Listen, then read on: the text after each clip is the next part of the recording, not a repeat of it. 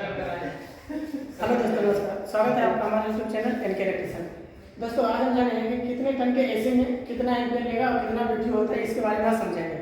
जैसा कि आप देख रहे हैं, यहाँ पे हमने एक चार्ट बना लिया है। इसमें लिखा हुआ है यानी कि एसी में टन के अनुसार एम्पीयर और एमसीबी, यानी एसी में टन के अनुसार एमसीबी और एम्पीयर कितना लेगा, यानी एक टन का एसी को कितना एम्पीयर लेगा और उसमें कितने एम्पीयर का एमसीबी हम लगा सकते हैं। ठीक है। और दूसरा हमारा यहाँ लिखा हुआ है एसी में टन के अनुसार मतलब एक एसी कितने बीटीयू का होता है, उसमें बीटीयू मतलब कूलिंग कैपेसिटी उसकी होती है, तो उसके बारे में आप आज समझेंगे कि एक टन बराबर कितना बीटीयू होता है, 2 टन बराबर कितना बीटीयू होता है। तीसरा समझेंगे एसी में टन के अनुसार वाट है। एक टन एसी होता है तो कितने वाट का होता है, यानी एक टन 1.5 टन एसी कितने वाट का होता है, तो हम वाट को समझेंगे। ठीक है। और चौथा हमारे पास में है एसी में टन के अनुसार एचपी, यानी एक टन का एचपी है तो एक टन का अगर एसी है तो कितने एचपी का हो सकता है, 1.5 टन का एसी है तो कितने एचपी का हो सकता है। तो चलिए बारी से सबसे पहले इसको समझते हैं एक नंबर को। तो जैसा कि आप देख रहे हैं एसी में टन के अनुसार एम्पीयर और एमसीबी, तो ये हमारे पास लिखा हुआ कि 0.5 टन है। 0.5 टन मतलब अगर आपके एसी आधे टन की है तो आधे टन की एसी है तो 2 से 3 एम्पीयर के लगभग लेंगे, यानी इसमें होती है 2, यानी 2 और 3, 2 एम्पीयर बता रहे हैं हम। तो 2 एम्पीयर का मतलब ये हुआ कि एक होगा मिनिमम, यानी एक मिनिमम एम्पीयर और एक मैक्सिमम एम्पीयर, 2 एम्पीयर होती है। एक होती है जो स्टार्टिंग से यानी फ्री एसी चल रही है उसका एम्पीयर हो गया, एक वो लोड लेके एसी चल रही है मिनिमम और मैक्सिमम, यानी कम से कम इतना तक ले सकती है और ज़्यादा से ज़्यादा कहाँ तक ले सकती है। तो अगर आपके आधे टन की एसी है और वो बिल्कुल सही है तो 2 से 3 एम्पीयर के बीच में ले सकती है। ठीक है। अगर आपके पास 1 टन की एसी है तो ये आपको 3 से 5 एम्पीयर के लगभग ले सकती है, 3 से 5 एम्पीयर के लगभग ले सकती है। ठीक है। और दूसरा हमारे पास है 1.5 टन की एसी। अगर आपके पास में 1.5 टन की एसी है तो अगर 1.5 टन की एसी है तो 5 से 7 ले सकते हैं, 8 ले सकते हैं। इसमें थोड़ा बहुत ज़्यादा कम एसी हो सकता है। अगर आपकी एसी गंदी हो गई है, अगर आपकी एसी सर्विस नहीं हुई है बहुत दिनों से, तो गंदा होने के कारण से भी एम्पीयर थोड़ा ज़्यादा लेता है, तो उसको हम बोलते हैं मैक्सिमम एम्पीयर, यानी वो हो गया मैक्सिमम एम्पीयर। तो थोड़ा बहुत घट सकता है, उससे कोई दिक्कत नहीं है।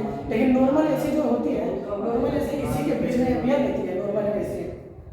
अगर आपके पास 2 टन की एसी है तो 2 टन की एसी 7 से 10 एम्पीयर के बीच में लेती है, अगर वो नॉर्मल कंडीशन में है तो। और अगर 2.5 टन की एसी है तो 2.5 टन की एसी आपको 10 से 15 एम्पीयर के बीच में देगी।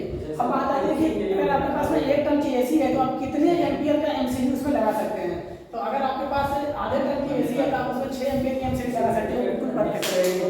अगर आपके पास 1 टन की एसी है तो उसमें 10 एम्पीयर की एमसीबी आप लगा सकते हैं। अगर आपके पास में 1.5 टन की एमसीबी है तो उसमें 16 एम्पीयर की एमसीबी लगा सकते हैं। और इसी तरह से आपके 2 टन की एसी है तो उसमें 25 एम्पीयर की एमसीबी आप लगा सकते हैं।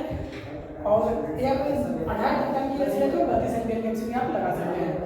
दूसरा आता है एसी में टन के अनुसार से बीटीयू, यानी 1 टन बराबर कितनी बीटीयू होती है, ये कूलिंग की कैपेसिटी होती है। जैसा कि देख रहे हैं आधे टन की एसी में होती है 6000 बीटीयू और 1.5 टन की एसी है तो 12000 बीटीयू होगी। इसी तरह से आप निकाल सकते हो, जो आधे टन की 6000 बीटीयू हो सकती है तो 1 टन, 1.5 टन, 2 टन, 2.5 टन, सारे कितने भी टन की एसी हो उसकी इसके अनुसार से हम बीटीयू निकाल सकते हैं। ठीक है।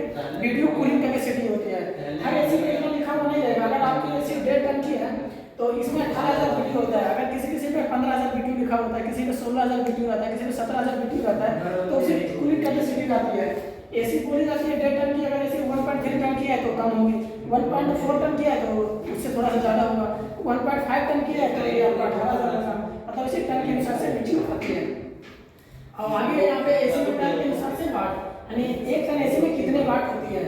तो जैसे देख रहे हैं 0.5 टन की अगर एसी है, आधे टन की एसी है आपके पास में, तो आधे टन की एसी में आपका 1758 वाट की एसी हो सकती है। 1758 वाट की मोटर उसमें लगी होगी, जो कंप्रेसर होगा तो 1758 वाट का वो लगा होगा। ठीक है। और ये आपका 1 टन की एसी, 1 टन एसी आपका 35 से 16 वाट की होती है। ठीक है। तो होती क्या है एसी में, 3 ही चीज होती है मुश्किल, जो लोड लेने वाली चीज होती है, जो मुश्किल 3 चीज होती है। ये तो हो गया कंप्रेसर, जो कि सबसे ज्यादा लोड वाली चीज है, जो कंप्रेसर है। उसके बाद आ गई ब्लोअर मोटर हो गई, उसके बाद हो गई आपका कंडेंसर फैन मोटर हो गया, यानी 3 ही मोटर तो लगी होती है एसी में जो कि लोड से चलने वाली है। और सबसे ज्यादा जो लोड लेने वाली है वो कंप्रेसर है, उसके बाद फैन मोटर और ब्लोअर दोनों लगभग सेम ही होती है, ज्यादा वाट का होता नहीं है, इसीलिए उसमें सबसे ज्यादा वाट का कंप्रेसर होता है। तो अगर 1.5 टन की एसी है तो 5274 वाट की होगी, और अगर 2 टन की एसी है तो 7032 वाट लेगी। अगर 2.5 टन की एसी है तो 8790 वाट की हो सकती है। ठीक है। इसमें वाट कम या ज्यादा हो सकती है, वो एसी के अनुसार डिपेंड करता है, एसी की कैपेसिटी पे डिपेंड करता है। ठीक है। चौथा बात है एसी में टन के अनुसार एचपी। अगर आपकी एसी आधे टन की है तो कितनी एचपी का उसमें मोटर लगा हुआ है, कितनी एचपी कंप्रेसर होगा, तो लगभग 4.39 HP का लगभग होता है आधे टन की एसी में।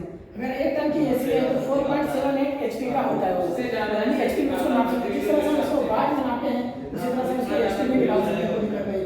क्योंकि 1 HP मोटर लोग जानते हैं 735 वाट में होती है और 742 वाट हम लोग देखते हैं, ठीक है। तो 735 वाट से निकाल लेंगे कितने HP का वो निकल जाएगा, क्योंकि 1 HP में 735 वाट होती है, 742 वाट भी होती है। अब दोनों को सबसे मैक्सिमम निकाल लेते हैं, कोई दिक्कत नहीं है, उससे HP निकल जाएगा। जैसे 1 टन एसी बराबर हो गया 717 वाट, 7.17 HP, ठीक है। 2 टन की एसी है तो 9.56 HP हो गया। 2.5 टन की एसी है 11.95 HP हो सकता है। तो इस तरह से आप एसी का टन भी निकाल सकते हैं, वाट भी निकाल सकते हैं और एम्पियर भी निकाल सकते हैं, और कितने एम्पियर का उसमें एम्पियर लगा पाएंगे ये भी आप उसमें निकाल सकते हैं, ठीक है दोस्तों।